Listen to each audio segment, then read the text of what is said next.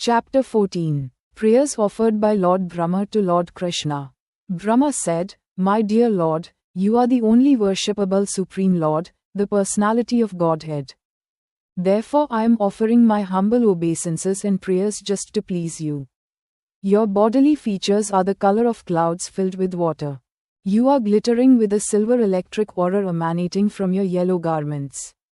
Let me offer my respectful repeated obeisances unto the son of Maharaja Nanda, who is standing before me with conch shell earrings and a peacock feather on his head.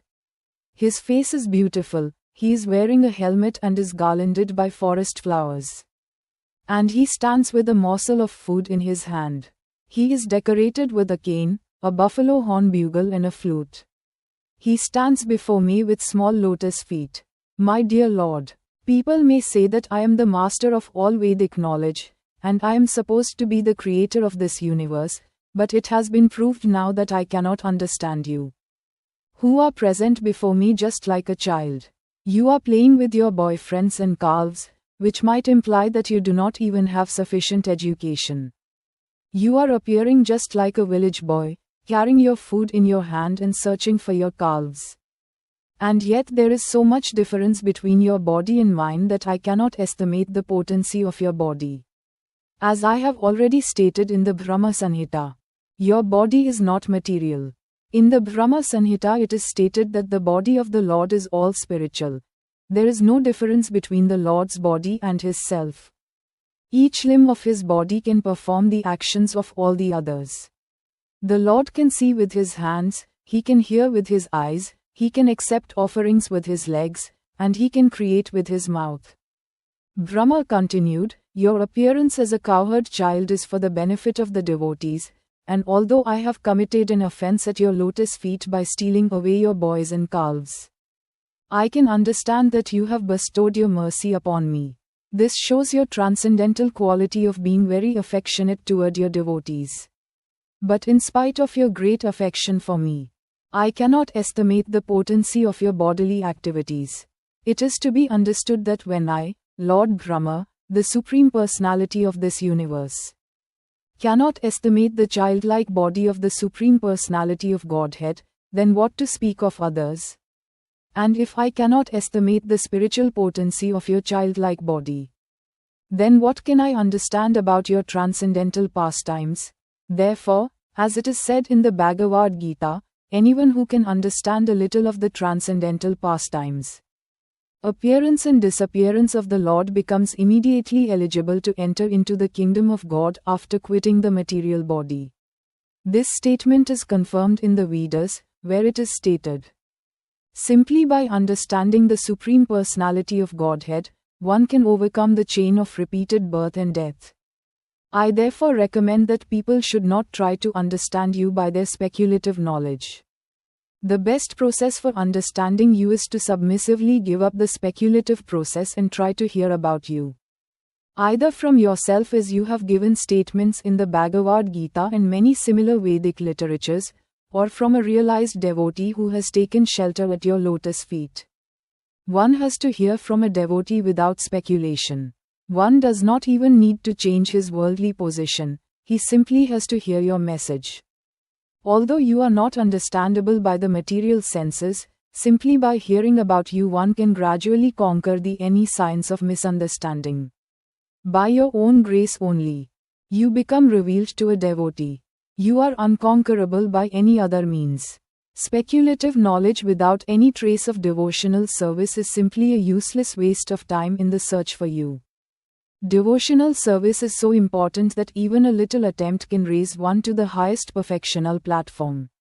One should not, therefore, neglect this auspicious process of devotional service and take to the speculative method. By the speculative method one may gain partial knowledge of your cosmic manifestation. But it is not possible to understand you, the origin of everything. The attempt of persons who are interested only in speculative knowledge is simply wasted labor. Like the labor of a person who attempts to gain something by beating an empty husk of rice paddy. A little quantity of paddy can be husked by the grinding wheel, and one can gain some grains of rice. But if the skin of the paddy has already been beaten by the grinding wheel, there is no further gain in beating even a huge quantity of the husk. It is simply useless labor. My dear Lord, there are many instances in the history of human society where a person, after failing to achieve the transcendental platform, engaged himself in devotional service with his body, mind and words, and thus attained the highest perfectional state of entering into your abode. The processes of understanding you by speculation or mystic meditation are all useless without devotional service. One should therefore engage himself in your devotional service even in his worldly activities. And one should always keep himself near you by the process of hearing and chanting your transcendental glories. Simply by being attached to hearing and chanting your glories, one can attain the highest perfectional stage of entering into your kingdom. If a person, therefore, always keeps in touch with you by hearing and chanting your glories and offers the results of his work for your satisfaction only, he very easily and happily attains entrance into your supreme abode. You are realizable by persons who have cleansed their hearts of all contamination. This cleansing of the heart is made possible by chanting and hearing the glories of your Lordship. The Lord is all-pervading. As it is stated by Lord Krishna in the Bhagavad Gita, everything is sustained by me, but at the same time I am not in everything. Since the Lord is all-pervading, there is nothing existing without His knowledge. The all-pervasive nature of the Supreme Personality of Godhead can never be within the limited knowledge of a living entity, therefore. A person who has attained steadiness of the mind by fixing the mind on the lotus feet of the Lord is able to understand the Supreme Lord to some extent. It is the business of the mind to wander over varied subject matter for sense gratification. Therefore only a person who always engages the senses in the service of the Lord can control the mind and be fixed at the lotus feet of the Lord. This concentration of the mind upon the lotus feet of the Lord is called samadhi. Until one reaches the stage of samadhi, or trance, he cannot understand the nature of the Supreme Personality of Godhead. There may be some philosophers or scientists who can study the cosmic nature from atom to atom. They may be so advanced that they can count the atomic composition of the cosmic atmosphere or all the planets and stars in the sky, or even the shining molecular particles of the sun or of the stars and other luminaries in the sky. But it is not possible to count the qualities of the Supreme Personality of Godhead. As described in the beginning of the Vedanta Sutra, the Supreme Person is the origin of all qualities. He is generally called Nirguna. Nirguna means, whose qualities are beyond estimation. Guna means, quality, and nir means, beyond estimation. But impersonalists interpret this word Nirguna as, having no quality. Because they are unable to estimate the qualities of the Lord in transcendental realization, they conclude that the Supreme Lord has no qualities. But that is actually not the position. The real position is that He is the original source of all qualities.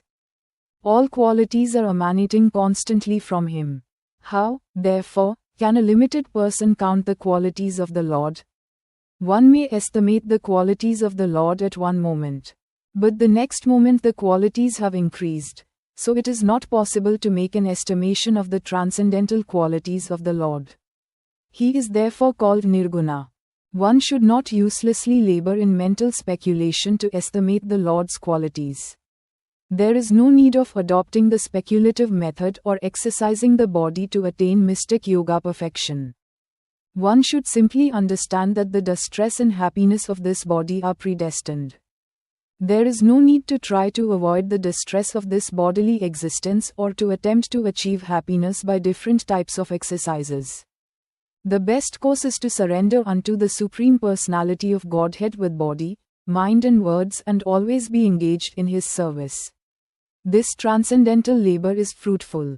But other attempts to understand the absolute truth are never successful. Therefore an intelligent man does not try to understand the absolute truth by speculative or mystic power. Rather, he engages in devotional service and depends on the Supreme Personality of Godhead. He knows that whatever may happen to the body is due to his past fruitive activities. If one lives such a simple life in devotional service, then automatically he inherits the transcendental abode of the Lord. Actually, every living entity is part and parcel of the Supreme Lord and a son of the Godhead. Each has the natural right to inherit and share the transcendental pleasures of the Lord. But due to the contact of matter, conditioned living entities have been practically disinherited. If one adopts the simple method of engaging himself in devotional service, automatically he becomes eligible to be freed from material contamination and elevated to the transcendental position of associating with the Supreme Lord. Lord Brahma presented himself to Lord Krishna as the most presumptuous living creature because he wanted to examine the wonder of his personal power. He stole the boys and calves of the Lord in order to see how the Lord would recover them.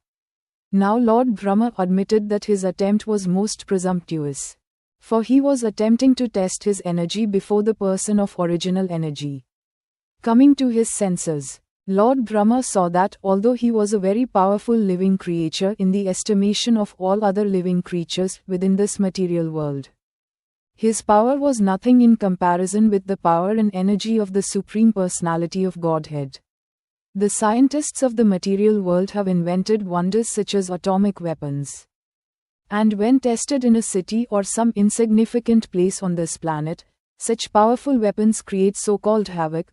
But if the atomic weapons are tested on the sun, what is their significance? They are insignificant there. Similarly, Brahma's stealing of the calves and boys from Sri Krishna may be a wonderful display of mystic power. But when Sri Krishna exhibited his expansive power in so many calves and boys and maintained them without effort, Brahma could understand that his own power was insignificant. Brahma addressed Lord Krishna as Asayutha because the Lord is never forgetful of a little service rendered by his devotee. He is so kind and affectionate toward his devotees that a little service by them is accepted by him as a great deal. Brahma has certainly rendered much service to the Lord. As the Supreme Personality in charge of this particular universe, he is, without a doubt, a faithful servant of Krishna. Therefore he could appease Krishna. He asked that the Lord understand him as a subordinate servant whose little mistake and impudence might be excused. He admitted that he was puffed up by his powerful position as Lord Brahma. Because he is the qualitative incarnation of the mode of passion within this material world, this was natural for him, and therefore he committed the mistake.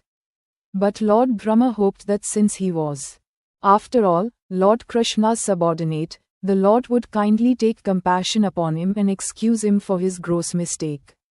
Lord Brahma realized his actual position. He is certainly the supreme teacher of this universe, in charge of the production of material nature, consisting of the complete material energy, false ego, sky, air, fire, water and earth. Such a universe may be gigantic, but it can be measured, just as we measure our body as 7 spans. Generally everyone's personal bodily measurement is calculated to be 7 spans of his hand. This particular universe may appear as a very gigantic body, but it is nothing but the measurement of 7 spans for Lord Brahma. Aside from this universe, there are unlimited other universes which are outside the jurisdiction of this particular Lord Brahma.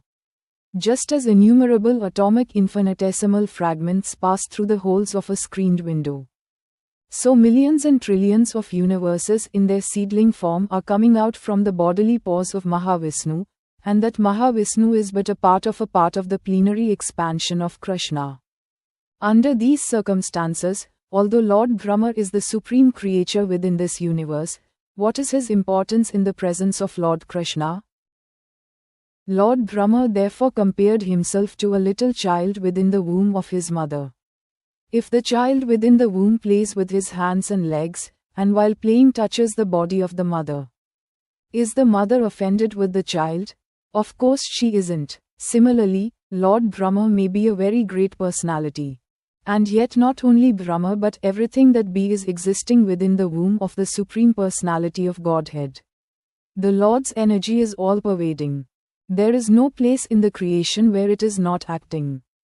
Since everything is existing within the energy of the Lord, The Brahma of this universe and the Brahmas of the many other millions and trillions of universes are existing within the energy of the Lord. Therefore the Lord is considered to be the mother. And everything existing within the womb of the mother is considered to be the child. And the good mother is never offended with the child, even if he touches the body of the mother by kicking his legs. Lord Brahma then said that his birth was from the lotus flower which blossomed from the navel of Narayana after the dissolution of the three worlds, or three planetary systems, known as Bhurloka, Bhuvarloka and Swarloka. The universe is divided into three divisions, namely Swarga, Matyar and Patala.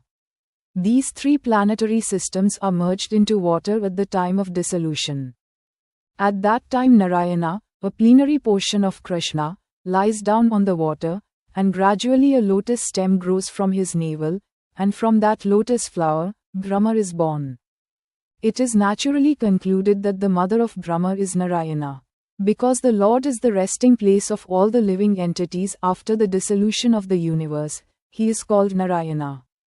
The word Nara means the aggregate total of all living entities, and Ayana means the resting place. The form of Garbhodaka Sai Vishnu is called Narayana because he rests himself on that water. In addition, he is the resting place of all living creatures. Besides that, Narayana is also present in everyone's heart, as confirmed in the Bhagavad Gita. In that sense, also, the Lord is Narayana, as Ayana means the source of knowledge as well as the resting place. It is also confirmed in the Bhagavad Gita that the remembrance of the living entity is due to the presence of the Supersoul within the heart. After changing the body, a living creature forgets everything of his past life, but because Narayana, the Supersoul, is present within his heart, he is reminded by him to act according to his past desire. Lord Brahma wanted to prove that Krishna is the original Narayana, that he is the source of Narayana, and that Narayana is not an exhibition of the external energy, Maya, but is an expansion of spiritual energy. The activities of the external energy, or Maya, are exhibited after the creation of this cosmic world. And the original spiritual energy of Narayana was acting before the creation. So the expansions of Narayana, from Narayana to Karanodaka Sai Vishnu, from Karanodaka Sai Vishnu to Garbhodaka Sai Vishnu, from Garbhodaka Sai Vishnu to Kshirodaka Sai Vishnu, and from Kshirodaka Sai Vishnu to everyone's heart, are actually Krishna's expansions, manifestations of his spiritual energy. They are not conducted by the material energy, therefore they are not temporary. Anything conducted by the material energy is temporary, but everything executed by the spiritual energy is eternal. Lord Brahma reconfirmed his statement establishing Krishna as the original Narayana. He said that the Lord's gigantic universal form is resting on the water known as Garbhodaka. He spoke as follows: this gigantic universal form is another manifestation of your energy. On account of his resting on the water, this universal form is also Narayana, and we are all within the womb of this Narayana form. I see your different Narayana forms everywhere. I can see you on the water, I can feel you within my heart, and I can also see you before me now. You are the original Narayana. My dear Lord, in this incarnation you have proved that you are the supreme controller of Maya. You remain within the cosmic manifestation, and yet the whole creation is within you. This fact has already been proved by you when you exhibited the whole universal creation within your mouth before your mother, Yashoda. By your inconceivable potency of Yogame, you can affect such things without external help. My dear Lord Krishna, the whole cosmic manifestation that we are visualizing at present is all within your body. Yet I am seeing you outside. And you are also seeing me outside. How can such things happen without being influenced by your inconceivable energy? Lord Brahma stressed herein that without accepting the inconceivable energy of the Supreme Personality of Godhead, one cannot explain things as they are. He continued, my dear Lord, leaving aside all other things and just considering today's happenings, what I have seen, are they not all due to your inconceivable energies? First of all, I saw you alone. Thereafter you expanded yourself as your cowherd boyfriends, the calves and the whole existence of Vyasa. Then I saw you and all the boys and calves as four-handed Vishnus. And they were being worshipped by all elements and all demigods, including myself. Again they were all wound up, and you remained alone, as you were before. Does this not mean that you are the Supreme Lord Narayana, the origin of everything, that everything emanates from you and again enters into you, leaving you the same as before? Persons who are unaware of your inconceivable energy cannot understand that you alone expand yourself as the creator, Brahma, the maintainer, Vishnu, and the annihilator, Shiva. Persons who are not in awareness of things as they are contemplate that I, Brahma, am the creator, Vishnu is the maintainer, and Lord Shiva is the annihilator. Actually, you alone are everything, creator, maintainer and annihilator. Similarly, you expand yourself in different incarnations. Among the demigods you incarnate as Vamandeva. Among the great sages you incarnate as Parasurama. Among the human beings you appear as yourself, Lord Krishna, or as Lord Rama. Among the animals you appear as the boar incarnation. And among the aquatics you appear as the fish incarnation. And yet you have no appearance or disappearance. You are always eternal. Your appearance and disappearance are made possible by your inconceivable energy just to give protection to the faithful devotees and to annihilate the faithless demons.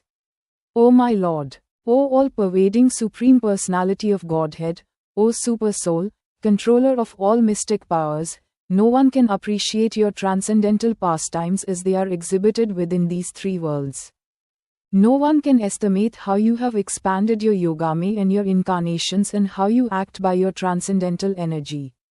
My dear Lord, this whole cosmic manifestation is just like a flashing dream, and its temporary existence simply disturbs the mind. As a result, we are full of anxiety in this existence. To live within this material world means simply to suffer and to be full of all miseries.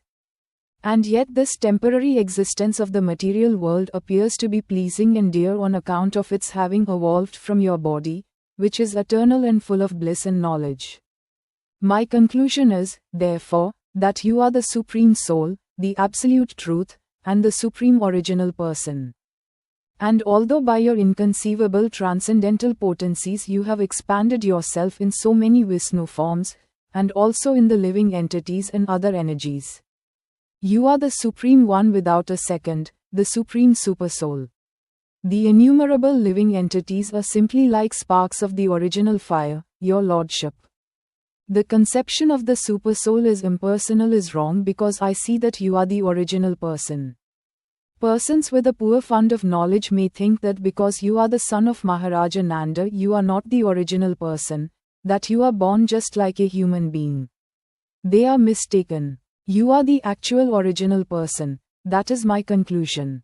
In spite of your being the son of Nanda, you are the original person, and there is no doubt about it. You are the absolute truth. And you are not of this material darkness. You are the source of the original Brahma Jyotir as well as the material luminaries, the sun, moon and stars. Your transcendental effulgence is identical with the Brahma Jyotir. As it is described in the Brahma Samhita, the Brahma Jyotir is nothing but your personal bodily effulgence. There are many Vishnu incarnations and incarnations of your different qualities, but all those incarnations are not on the same level. You are the original lamp. Other incarnations may possess the same candle power as the original lamp, but the original lamp is the beginning of all light. And because you are not one of the creations of this material world, even after the annihilation of this world, your existence as you are will continue. Because you are the original person, you are described in the Gopala Tapani Upanishad, as well as in the Brahma Samhita, as Govindam Adi Purusam. Govinda is the original person, the cause of all causes. In the Bhagavad Gita also it is stated that you are the source of the Brahman effulgence. No one should conclude that your body is like an ordinary material body. Your body is aksar, indestructible. The material body is always full of threefold miseries, but your body is Sakshid Ananda Vigraha, full of bliss, knowledge and eternality. You are also Niranjana because your pastimes, as the little son of Mother Yashoda or the lover of the gopis, are never contaminated by the material qualities. And although you exhibited yourself as so many cowherd boys and calves, your transcendental potency was not reduced. You are always complete, as it is described in the Vedic literature. Even if the complete is taken away from the complete, the Supreme Absolute Truth, it remains the complete Supreme Absolute Truth. And although many expansions from the complete are visible, the complete is one without a second. Since all your pastimes are spiritual, there is no possibility of their being contaminated by the material modes of nature. When you place yourself as subordinate to your father and mother, Nanda and Yashoda, you are not reduced in your potency. This is an expression of your loving attitude toward your devotees. There is no second identity to compete with you. A person with a poor fund of knowledge concludes that your appearance and pastimes are simply material designations. You are transcendental to both any science and knowledge, as it is confirmed in the Gopala Tapani Upanishad. You are the original Amrita, indestructible nectar of immortality, as confirmed in the Vedas. Amritam Saswatam Brahma. Brahman is the eternal, the supreme origin of everything, who has no birth or death. In the Upanishads it is stated that the Supreme Brahman is as effulgent as the sun and is the origin of everything. And that anyone who can understand that original person becomes liberated from the material, conditioned life. Anyone who can simply be attached to you by devotional service can know your actual position, birth, appearance, disappearance and activities. As confirmed in the Bhagavad Gita. Simply by understanding your constitutional position, appearance and disappearance, one can be immediately elevated to the spiritual kingdom after quitting this present body. Therefore, to cross over the ocean of material any science, an intelligent person takes shelter of your lotus feet and is easily transferred to the spiritual world.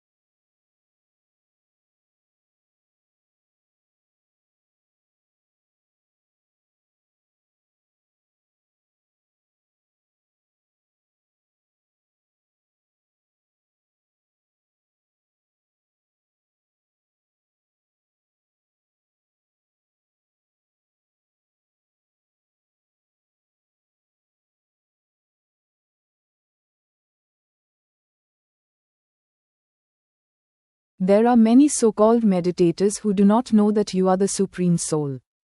As stated in the Bhagavad Gita, you are the Supreme Soul present in everyone's heart. Therefore, there is no necessity of once meditating on something beyond you. One who is always absorbed in meditation on your original form of Krishna easily crosses over the ocean of material any science. But persons who do not know that you are the Supreme Soul remain within this material world in spite of their so-called meditation. If, by the association of your devotees, a person comes to the knowledge that Lord Krishna is the original Super Soul, then it is possible for him to cross over the ocean of material ignorance. For instance, when a person mistakes a rope for a snake, he is filled with fear, but as soon as he understands that the rope is not a snake, he is liberated from fear. If one understands you, therefore, through your personal teachings, as stated in the Bhagavad Gita, or through the teachings of your pure devotees, as stated in Srimad-Bhagavatam and all other Vedic literatures, if one realizes that you are the ultimate goal of understanding, he need no longer fear this material existence. So-called liberation and bondage have no meaning for a person who is already engaged in your devotional service, just as a rope is not fearful to a person who knows that it is not a snake. A devotee knows that this material world belongs to you, and he therefore engages everything in your transcendental loving service. Thus there is no bondage for him. For a person who is already situated in the sun planet, there is no question of the appearance or disappearance of the sun in the name of day or night. It is also said that you, Krishna, are just like the sun, and that Maya is like darkness. When the sun is present, there is no question of darkness. So, for those who always remain in your presence by engaging in your service, there is no question of bondage or liberation. They are already liberated. On the other hand, persons who falsely think themselves to be liberated without taking shelter of your lotus feet fall down because their intelligence is not pure. If one therefore thinks that the Supersoul is something different from your personality and thus searches out the Supersoul or the Supreme Brahman somewhere else, in the forest or in the caves of the Himalayas, his condition is very lamentable. Your teachings in the Bhagavad Gita are that one should give up all other processes of self-realization and simply surrender unto you, for that is complete. Because you are the Supreme in every respect, those who are searching after the Brahman effulgence are also searching after you. And those who are searching after Supersoul realization are also searching after you. You state in the Bhagavad Gita that you yourself, by your partial representation as the Supersoul, have entered into this material cosmic manifestation. You are present in everyone's heart, and there is no need to search out the Supersoul anywhere else. If someone does so, he is simply in ignorance. One who is transcendental to such a position understands that you are unlimited. You are both within and without. Therefore your presence is everywhere. Instead of searching for the Supersoul anywhere else, a devotee only concentrates his mind on you within. Actually, one who is liberated from the material concept of life can search for you. Others cannot. The example of thinking the rope to be a snake is applicable only to those who are still in ignorance of you. Actually, when one mistakes a rope for a snake, the existence of the snake is only within the mind. The existence of Maya, similarly, is only within the mind. Maya is nothing but ignorance of your personality. When one forgets your personality, that is the conditioned state of Maya. Therefore one who is fixed upon you both internally and externally is not illusioned. One who has attained a little result of devotional service can understand your glories. Even one striving for Brahman realization or Paramatma realization cannot understand these features of your personality unless you bestow on him the result of at least a slight bit of devotional service. One may be the spiritual master of many impersonalists, or he may go to the forest or to a mountain cave and meditate as a hermit for many, many years. But he cannot understand your glories without being favored by a slight degree of devotional service. Brahman realization or Paramatma realization are also not possible even after one searches for many, many years unless one is touched by the wonderful effect of devotional service. Therefore, my dear Lord, I pray that I may be so fortunate that in this life or in another life, wherever I may take my birth, I may be counted as one of your devotees. Wherever I may be, I pray that I may be engaged in your devotional service. I do not even care what form of life I get in the future, because I can see that even in the form of cows and calves or cowherd boys, the devotees are so fortunate to be always engaged in your transcendental loving service and association. Therefore I wish to be one of them instead of such an exalted person as I am now. For I am full of ignorance. The gopis and cows of Vrindavana are so fortunate that they have been able to supply their breast milk to you. Persons who are engaged in performing great sacrifices and offering many valuable goats in sacrifice cannot attain the perfection of understanding you. But simply by devotional service these innocent village women and cows are all able to satisfy you with their milk. You have drunk their milk to satisfaction. Yet you are never satisfied as much by those engaged in performing sacrifices. I am simply surprised, therefore, with the fortunate position of Maharaja Nanda, Mother Yashoda and the cowherd men and gopis, because you, the Supreme Personality of Godhead, the Absolute Truth, are existing here as their most intimate lovable object. My dear Lord, no one can actually appreciate the good fortune of these residents of Vyarendavana. We are all demigods, controlling deities of the various senses of the living entities. And we are proud of enjoying such privileges. But actually there is no comparison between our position and the position of these fortunate residents of Vyarendavana, because they are actually relishing your presence and enjoying your association by dint of their sensory activities. We may be proud of being controllers of the senses, but here the residents of Vyarendavana are so transcendental that they are not under our control. Actually they are enjoying their senses through service to you. I shall therefore consider myself fortunate to be given a chance to take birth in this land of Vyarendavana in any of my future lives. My dear Lord, I am therefore not interested in either material opulences or liberation. I am most humbly praying at your lotus feet for you to please give me any sort of birth within this Vyarendavana forest, so that I may be able to be favored by the dust of the feet of some of the devotees of Vyarendavana. If I am given the chance to grow as a humble blade of grass in this land, that would be a glorious birth for me. But if I am not so fortunate to take birth within the forest of Vyarendavana, I beg to be allowed to take birth outside the immediate area of Vyarendavana, so that when the devotees go out they will walk over me. Even that would be a great fortune for me. I am just aspiring for a birth in which I will be smeared by the dust of the devotees' feet, because I can see that everyone here is simply full of Krishna consciousness. No one here knows anything but the lotus feet of Krishna, or Mukunda, for which the Vedas themselves are searching. It is confirmed in the Bhagavad Gita that the purpose of Vedic knowledge is to find Krishna.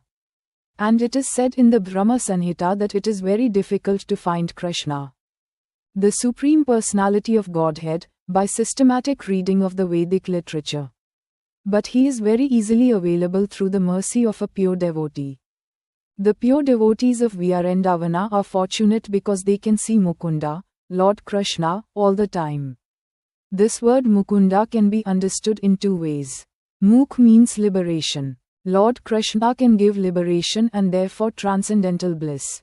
The word also refers to his smiling face, which is just like the Kunda flower. Mukha means face. The Kunda flower is very beautiful, and it appears to be smiling. Thus the comparison is made. The difference between the pure devotees of Vyarendavana and devotees in other places is that the residents of Vyarendavana have no other desire but to be associated with Krishna. Krishna, being very kind to his devotees, fulfills their desire. Because they always want Krishna's association, the Lord is always prepared to give it to them. The devotees of Vyarendavana are also spontaneous lovers.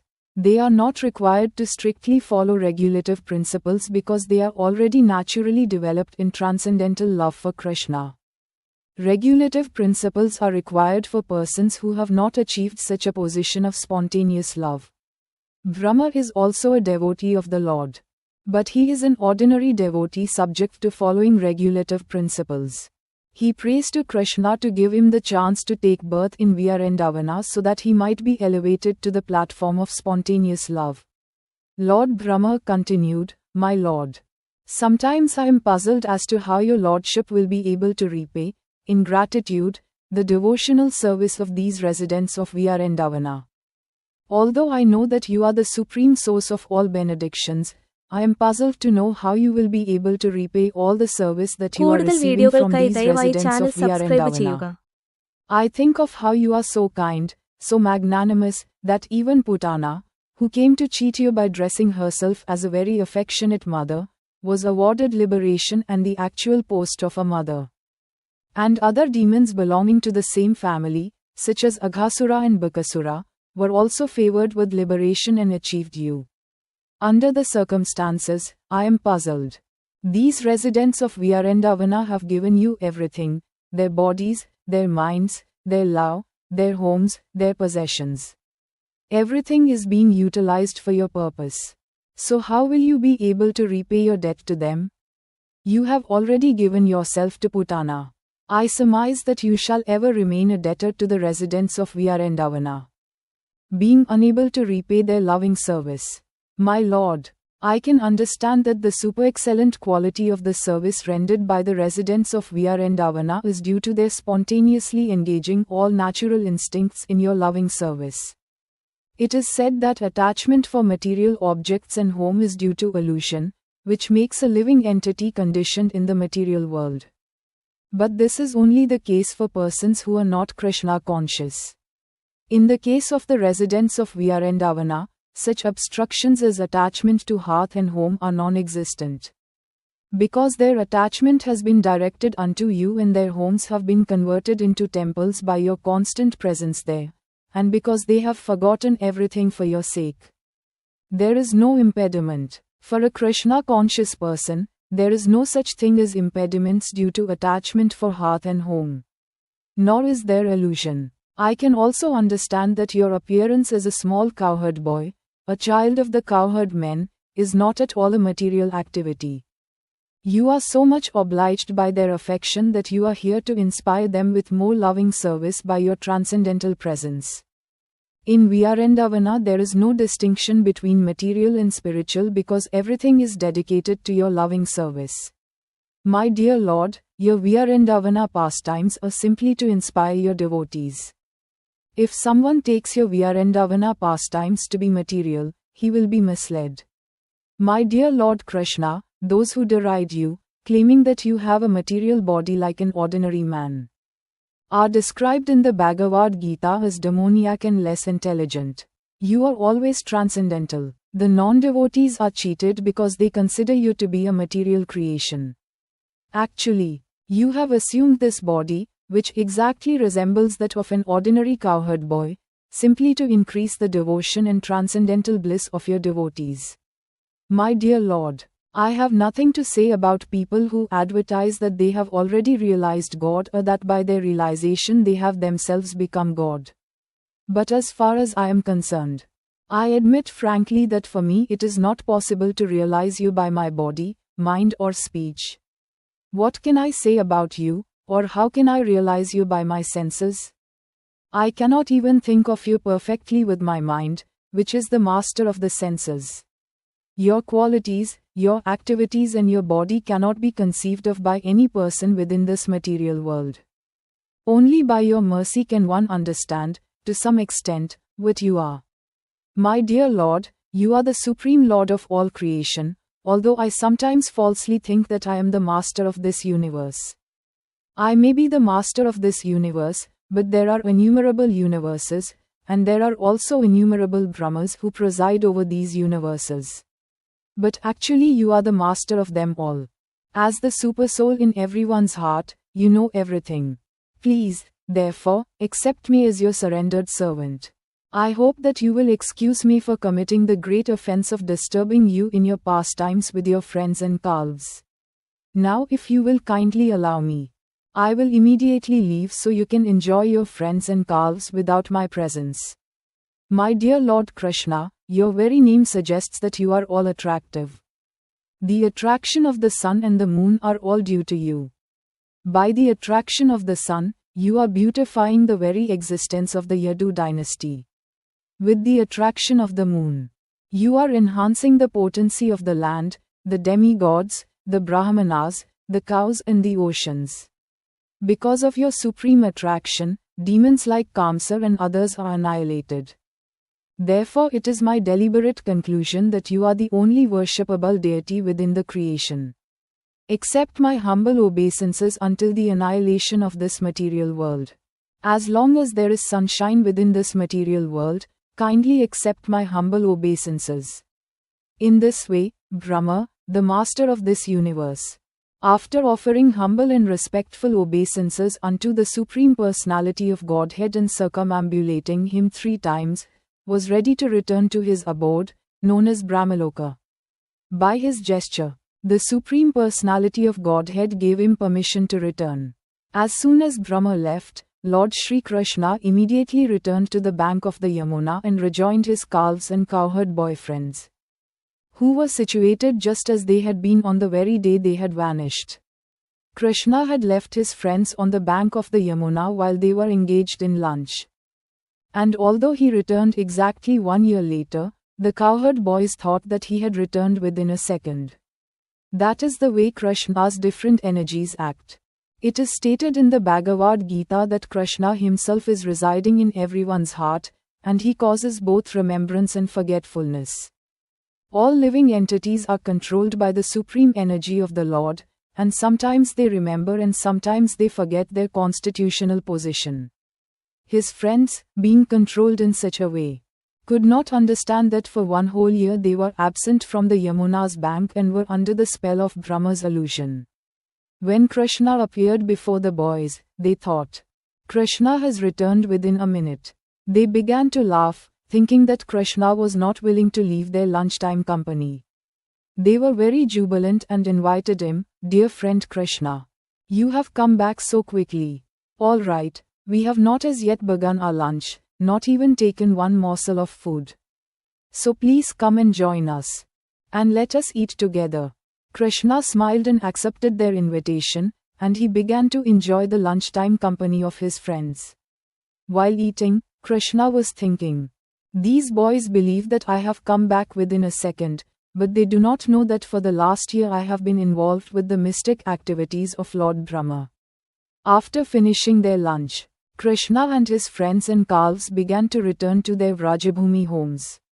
While passing, they enjoyed seeing the dead carcass of Aghasura in the shape of a gigantic serpent. When Krishna returned home to Vrajabhumi, he was seen by all the inhabitants of Vrindavana. He was wearing a peacock feather in his helmet, which was also decorated with forest flowers. Krishna was also garlanded with flowers and painted with different colored minerals collected from the caves of Govardhana Hill. Govardhana Hill is always famous for supplying natural red oxides. And Krishna and his friends painted their bodies with them. Each of them had a bugle made of buffalo horn and a stick and a flute, and each called his respective calves by their particular names. The cowherd boys were so proud of Krishna's wonderful activities that, while entering the village, they all sang his glories. All the gopis in Vrindavana saw beautiful Krishna entering the village. The boys composed nice songs describing how they were saved from being swallowed by the great serpent and how the serpent was killed. Some described Krishna as the son of Yashoda, and others as the son of Nanda Maharaja. "He is so wonderful that he saved us from the clutches of the great serpent and killed him," they said. But little did they know that 1 year had passed since the killing of Aghasura. Outward paraphernalia such as home, family, friends, country, society, wealth, opulence and reputation are all only secondary in pleasing the living entity. They please only because they bring pleasure to the self. For this reason, one is self-centered and is attached to his body and self more than he is to relatives like wife, children and friends. If there is some immediate danger to one's own person, he first of all takes care of himself, then others. That is natural. That means he loves his own self more than anything else. The next important object of affection, after his own self, is his material body. A person who has no information of the spirit soul is very much attached to his material body. So much so that even in old age he wants to preserve the body in so many artificial ways, thinking that his old and broken body can be saved. Everyone is working hard day and night just to give pleasure to his own self, under either the bodily or spiritual concept of life. We are attached to material possessions because they give pleasure to the senses or to the body. The attachment to the body is there only because the I, the spirit soul, is within the body. Similarly, when one is further advanced, he knows that the spirit soul is pleasing because it is part and parcel of Krishna. Ultimately, it is Krishna who is pleasing and all attractive. He is the super soul of everything. And in order to give us this information, Krishna descends and tells us that the all-attractive center is he himself. Without being an expansion of Krishna, nothing can be attractive. Whatever is attractive within the cosmic manifestation is due to Krishna. Krishna is therefore the reservoir of all pleasure. The active principle of everything is Krishna. And highly elevated transcendentalists see everything in connection with him. A highly advanced devotee sees Krishna as the active principle in all moving and non-moving living entities. Therefore he sees everything within this cosmic manifestation in relation to Krishna. For the fortunate person who has taken shelter of Krishna as everything, liberation is already there. He is no longer in the material world. This is confirmed in the Bhagavad Gita. Whoever is engaged in the devotional service of Krishna is already on the Brahma Bhuta, or spiritual, platform. The very name Krishna suggests piety and liberation. Anyone who takes shelter of the lotus feet of Krishna enters the boat for crossing over the ocean of any science. For him, this vast expanse of the material manifestation becomes as insignificant as the water in a calf's hoofprint. Krishna is the shelter of all great souls, and he is also the shelter of the material worlds. For one who is on the platform of Krishna consciousness, Vaikuntha, or the spiritual world, is not far away. He does not live within the material world, where there is danger at every step. These descriptions of Lord Krishna's pastimes with his cowherd boys, his eating with them on the bank of the Yamuna and Lord Brahma's prayers unto him, are all transcendental subject matters. Anyone who hears, recites or chants them surely gets all his spiritual desires fulfilled. Thus Krishna's childhood pastimes, his sporting with Balarama and the cowherd boys in Vrindavana, were described. Thus ends the 14th chapter of Prayers offered by Lord Brahma to Lord Krishna. Please subscribe our channel for more videos.